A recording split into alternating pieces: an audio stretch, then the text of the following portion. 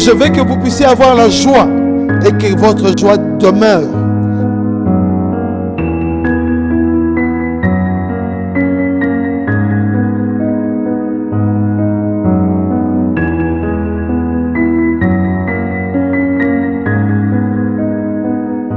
Bien, Seigneur, que Dieu puisse vous bénir. Nous sommes contents d'être avec vous en ce jour où la grâce de Dieu est en train de pénétrer dans nos vies, où le Saint-Esprit est en train d'œuvrer avec puissance et gloire.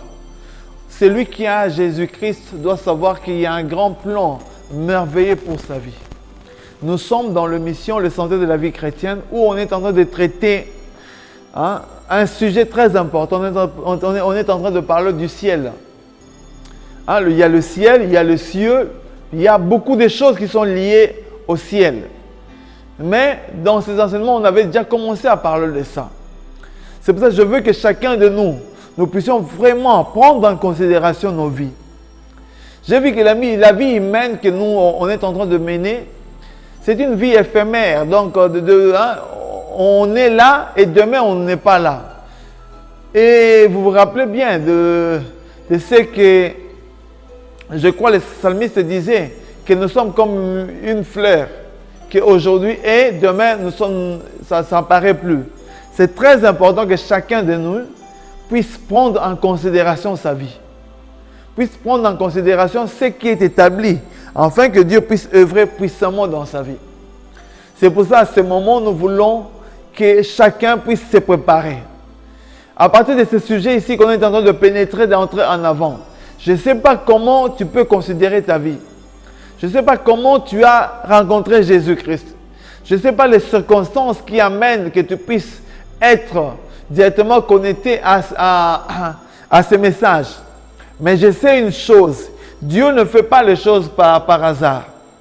Si Dieu t'a choisi, il veut que tu puisses un jour le rencontrer, aller au ciel, le lieu où réside notre Dieu.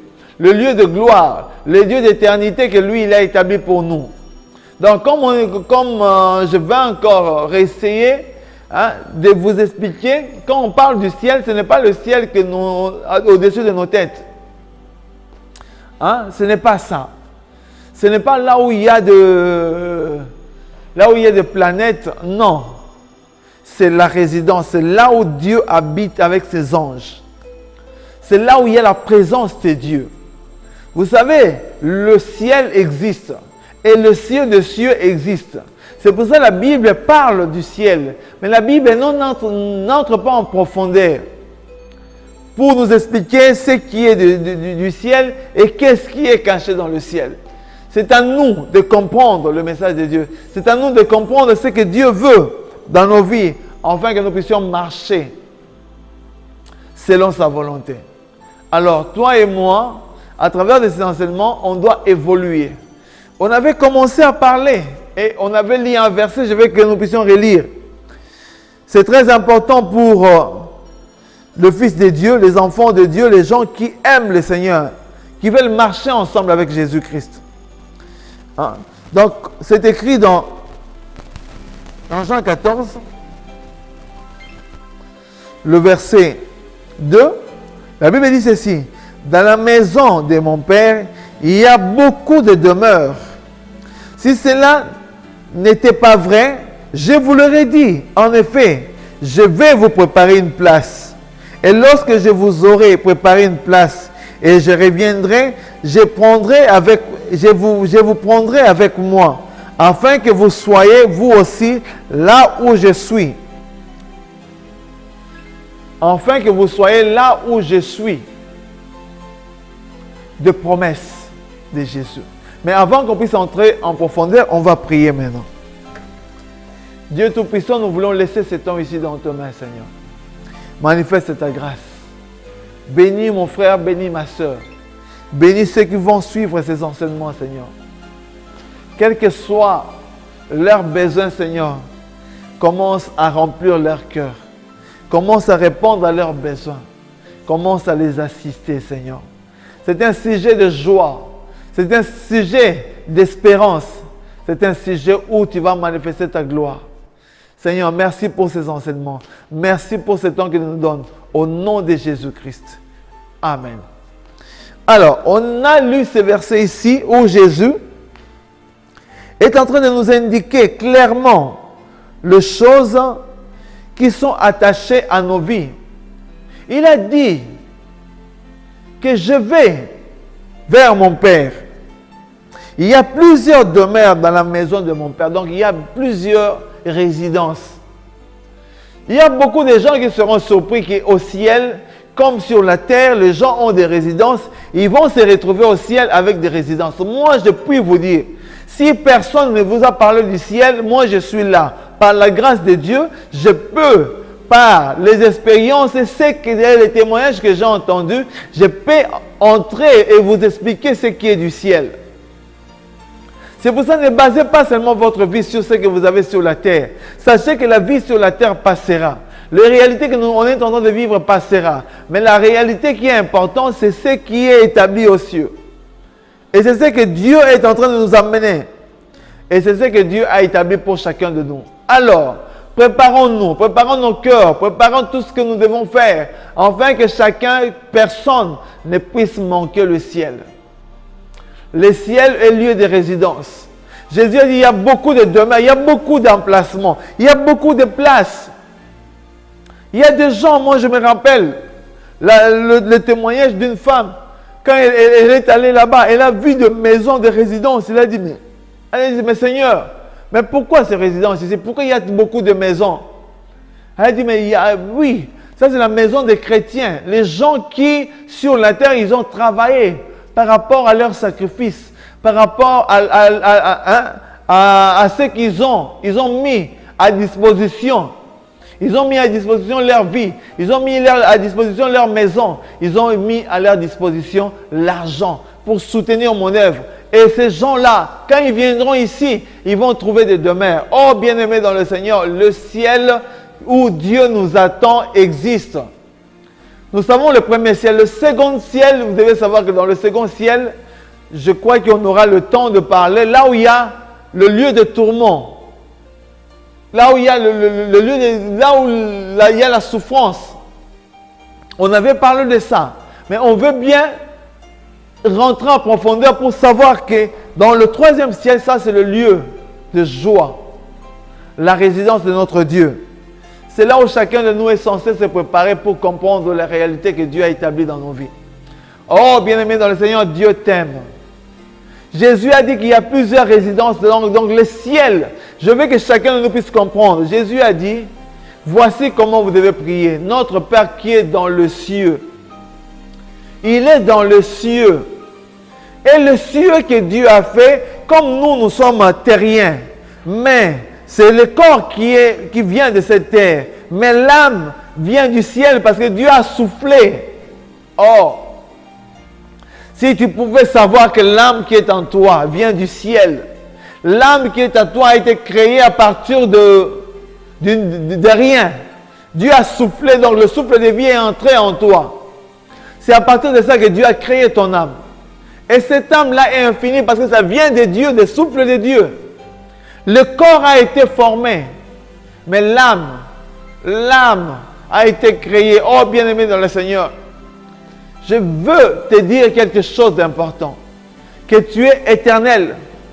Que tu vas vivre une vie éternelle. Même si tu meurs, ta vie va continuer. Mais tu vas passer où tu passeras ton éternité. Il y a le ciel de cieux qui nous attend. Il y a une demeure éternelle. Une maison de gloire. Et beaucoup de gens, je tiens à vous dire qu'il y aura beaucoup de surprises. Je vois qu'il y a beaucoup des enfants de Dieu qui ne tiennent pas compte de leur vie. Ils ne tiennent pas compte de l'effort qu'ils peuvent faire pour entrer dans le royaume des cieux. Vous savez, au ciel, ce n'est pas parce que ça existe que tout le monde a accès. On a dit que Dieu ne permettra pas qu'un péché puisse entrer dans son royaume. Alors si le ciel existe, pendant qu'on est en train de parler du ciel, on va toujours toucher le péché. Parce que c'est l'accès au ciel. On ne va pas dire qu'on est enfant de Dieu alors que notre vie sur la terre, on vit dans des compromissions. Non, ce n'est pas ce que Dieu veut. Alors on va aller de l'avant pour mieux comprendre. Mais Jésus a dit il y a beaucoup. de demeures. Il y a beaucoup de résidences. Il y a beaucoup. Vous savez, on voit, quand on marche sur la terre, on voit des voitures, on voit des ponts, on voit beaucoup de choses. Et ça nous attire. Je tiens à vous dire, les gens qui ont visité le ciel, ils ont dit, ils ont vu un monde qui n'est pas comparable aux réalités que nous vivons. Et je sais que les gens qui vivent encore sur la terre et qui font des projections astrales, des sorciers, des magiciens, ces gens-là aussi fréquentent le monde des ténèbres. Dans le monde de Satan, ne croyez pas que c'est un monde abandonné, non. C'est aussi un monde merveilleux parce que lui, il fait que copier ce que Dieu a. Mais c'est une illusion que les gens ont dans ce monde. Mais la vraie vie, c'est ce que nous, on va trouver. Parce que Satan et ses démons seront liés et seront jetés dans l'abîme. Mais ceux qui vont aller avec Jésus-Christ vont rester éternellement. Donc, cela veut dire que les gens qui aujourd'hui sont des sorciers, qui se contentent de rester dans ce monde de la sorcellerie, ils se trompent. Ce monde-là, ce n'est pas le ciel. Le monde-là, ce n'est pas la résidence de Dieu. Le monde-là, ce n'est pas le lieu où Jésus est en train de nous préparer. Le monde-là sera détruit. Et nous, on doit aller dans le monde que Jésus a préparé pour nous. Oh, bien-aimés dans le Seigneur. Quelle joie quand je parle du ciel. Parce que c'est la résidence que Dieu veut permettre pour toi et moi. Si réellement on veut aller là-bas. Il y a beaucoup de choses. J'ai remarqué que dans cette vie, il y a beaucoup de choses qui vont nous empêcher pour entrer dans son royaume. On aura beaucoup de difficultés parce que les gens sont intéressés aux choses. Parce que le diable, dans ce temps de la fin, il fait tout pour compromettre la vie des enfants de Dieu. Il sait que leur Dieu ne veut pas qu'ils puissent s'égarer, s'éloigner dans sa volonté ou idolâtrer des choses de ce monde. Mais il nous pousse. On a plus de distractions. On est plus attiré à passer des heures et des heures devant la télévision, de voir des films, que de passer des heures et des heures à écouter des messages ou d'aller de l'avant. Heureux celui qui, dans le temps de repos, peut écouter ces messages. Si tu écoutes, mon frère, ma soeur, tu es béni. Alors, mets le royaume des cieux en première position. Comme Jésus disait, cherchez d'abord le royaume des cieux et sa justice. Et le reste, ce que toi tu as besoin, Dieu va les compléter. C'est très important. On va aller de l'avant, où on est en train toujours de continuer de parler du ciel. Alors, la demande. Qu'est-ce que le ciel? Le Seigneur a parlé d'un ciel réel, qui n'est pas de la création visible, mais il présente comme le lieu qui est préparé pour ceux qui croient en lui. Donc si tu crois en lui, Jésus a présenté le ciel comme un lieu où les gens qui croient en lui vont se retrouver. Oh, quelle joie d'avoir connu les personnes sur la terre et tu les retrouves. Vous savez, je tiens à te dire, si tu ne savais pas, que tu vas reconnaître les gens avec qui tu as vécu sur la terre. Tu vas les voir, tu vas les reconnaître. Mais là-bas, c'est-à-dire que comme on aura un cœur, un cœur avec l'amour de Dieu, on ne va pas rester seulement avec les gens qu'on a connus. On va connaître tout le monde. On va voir les Abraham, des Isaac, des Jacob. On va voir des chrétiens, des pasteurs, les gens que tu as connus. Il y aura des surprises parce qu'il n'y aura pas tous les pasteurs qui vont entrer là-bas. S'ils pouvaient être là tous, oh, quel temps de gloire. Mais comme il y a d'autres qui se sont déjà compromis, le ciel pour eux s'est fermé parce qu'ils savent déjà leurs œuvres. Moi, je me demande les gens qui ont connu le Seigneur, mais qui vivent encore sous l'influence du monde des ténèbres. Ces gens-là, ils ont compromis leur cœur. Ils ne pourront pas entrer dans le royaume des cieux.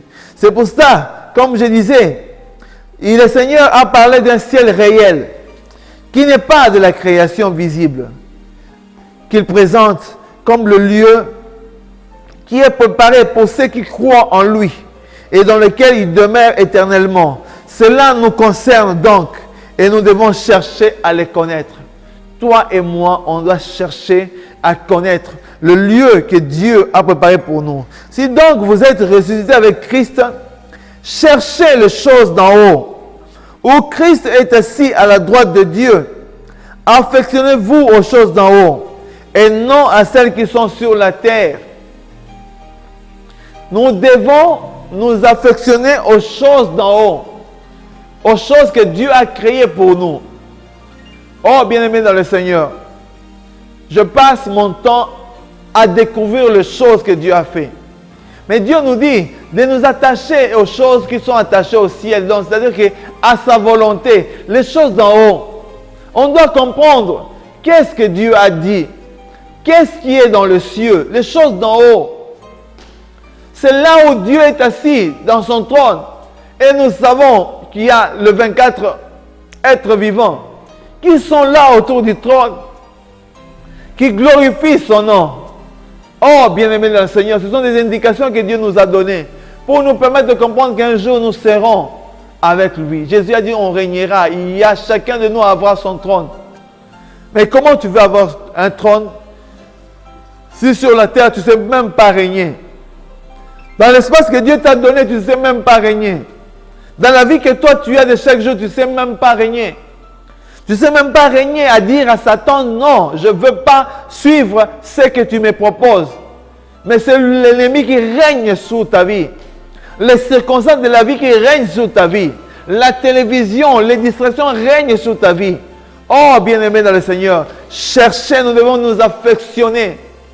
Vous savez, l'affection, c'est-à-dire que tu dois te relier, tu dois créer l'intimité avec les choses qui sont reliées au ciel, avec les choses de la prière. C'est pour ça que nous voyons bien dans ce temps de la fin, il y a beaucoup, j'aime bien, beaucoup de femmes qui viennent dans les églises parce qu'ils sont affectionnés. Les femmes ont la sensibilité de venir à l'église. Le mari de temps en temps reste à la maison, mais eux viennent, ils persévèrent. C'est pour ça qu'ils ont beaucoup de les hommes bien, le pasteur se profite des femmes faibles pour les éloigner ou pour les utiliser. Et pourtant, quand une femme commence, elle va de l'avant. Elle peut progresser, faire de grandes choses. Oh, bien-aimé dans le Seigneur, si tu as choisi le Seigneur, n'abandonne pas le chemin que tu as. Parce que Dieu a un plan merveilleux pour ta vie. Dieu veut opérer, manifester sa grâce dans ta vie. Mais le ciel existe. Mais la Bible dit, affectionnez-vous. Si donc vous êtes ressuscité avec Christ, ah, ça c'est la clé. Si vous êtes ressuscité avec Christ, il y a des gens qui sont morts, qui sont restés dans le tombeau. Mais ils disent qu'ils sont ressuscités parce qu'ils chantent, ils glorifient. Non, ressuscité, ça veut dire que quelqu'un qui est mort. Vous savez, mourir, hein? Il y aura des surprises au ciel. Et Jésus va dire que moi je suis mort et je suis ressuscité. Mais pourquoi toi tu n'étais pas mort? Tu vas dire, mais Seigneur, moi je t'ai accepté, je suis mort avec toi. Non, mourir avec Christ, ça veut dire que comme tu avais un mauvais caractère, tu injuriais, tu déconnais, il y avait des choses qui ne fonctionnaient pas. Alors à cause de Christ, tu l'acceptes, tu crucifies ce qui est mauvais en toi et tu ressuscites pour ne plus accomplir les choses mauvaises que Dieu est en train de réprouver. Ce sont des choses que Dieu n'aime pas. Oh, bien-aimé dans le Seigneur, si on aime le Seigneur, on doit aller de l'avant. Ma soeur, mon frère, toi qui suis ces messages, je t'en supplie, examine ta vie. Dieu nous dit, si tu es ressuscité avec Christ, tu dois t'affectionner aux choses d'en haut. Si tu n'es pas crucifié, si ta chair, la chair qu'on a, n'est pas crucifiée avec Christ, il y aura beaucoup de gens qui ne vont pas avoir le Seigneur. Si ton cœur, ton âme, tu as beaucoup de blessures intérieures. Vous savez, quelqu'un qui est blessé blesse toujours les autres. Une personne qui n'a pas mis la paix en soi ne peut pas porter la paix aux autres. C'est très important, ce sont des principes de la vie. Alors, examine ta vie, reconsidère tes voies. Vois ce que toi tu peux faire afin que Dieu puisse œuvrer dans ta vie. Parce que Dieu veut opérer avec puissance. Il veut te libérer de l'esclavagisme de Satan dans ta vie. Mais il te dit, si tu es réellement mort et ressuscité avec lui, alors tu dois t'affectionner aux choses d'en haut. Si jusqu'à aujourd'hui tu n'arrives pas à t'affectionner aux choses du ciel, là où il y a la gloire de Dieu, si tu ne penses pas qu'un jour ce monde va finir parce que tu es encore relié aux choses de ce monde, tu as encore le péché qui t'attire, tu as encore des compromissions dans ces vies, tu as encore des choses que tu as fait, des pactes que tu as fait qui t'empêchent de t'affectionner aux choses d'en haut. Quelqu'un qui est affectionné aux choses d'en haut, c'est quelqu'un qui le matin se prépare. C'est comme un déjeuner. Il est là, il prépare.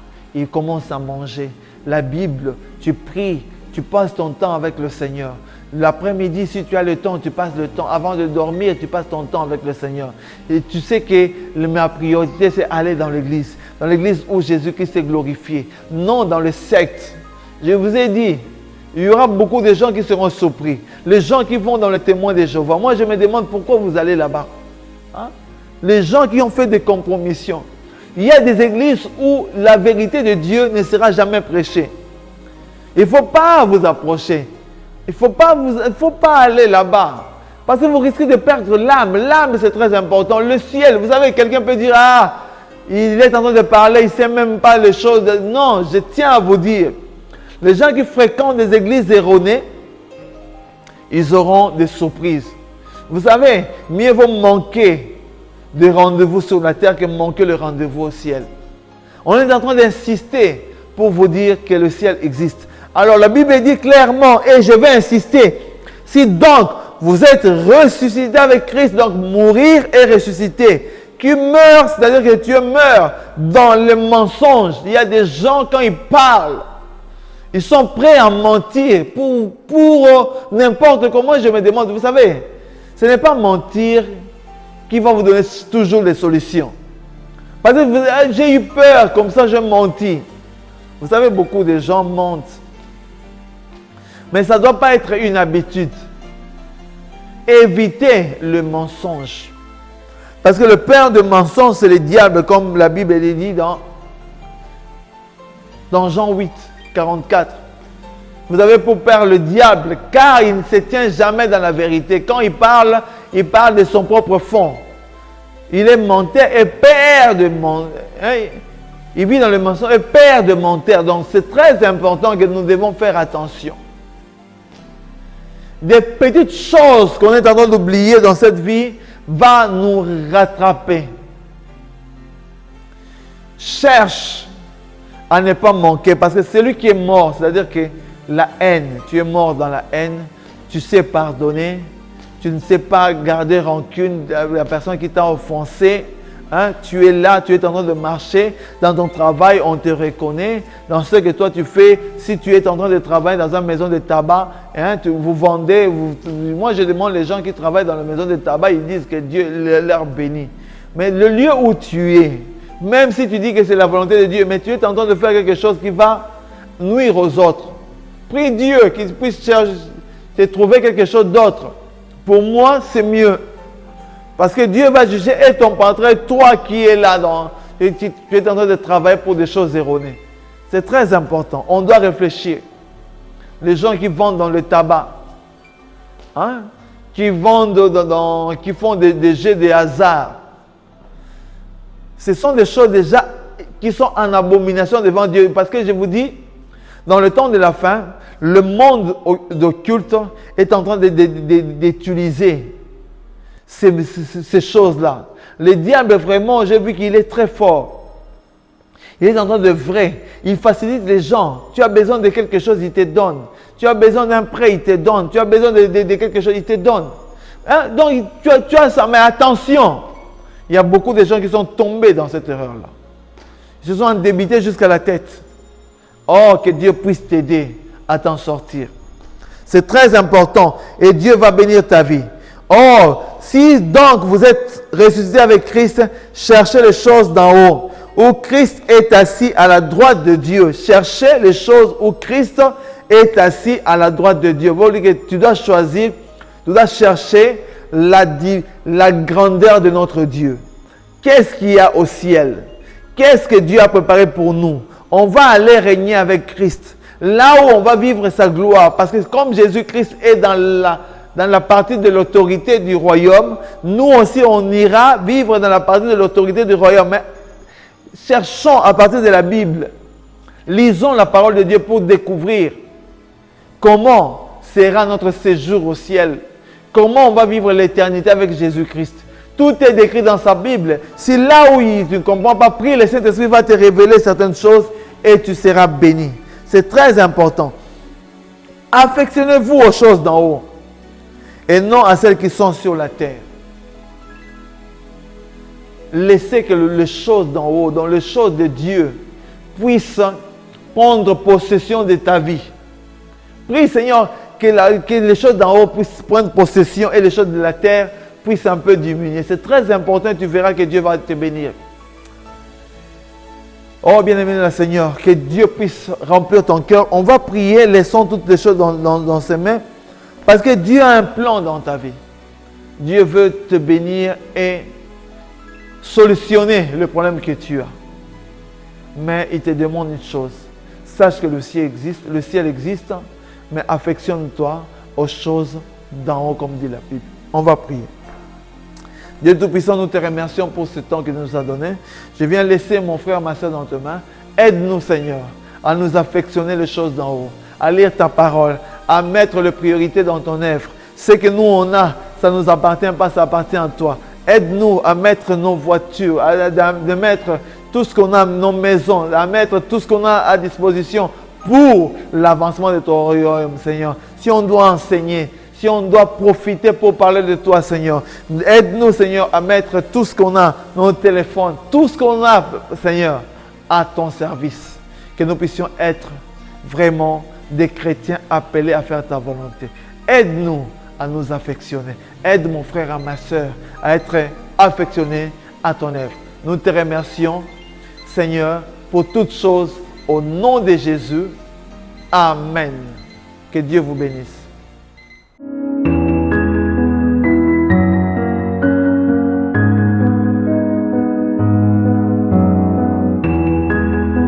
Je veux que vous puissiez avoir la joie et que votre joie demeure.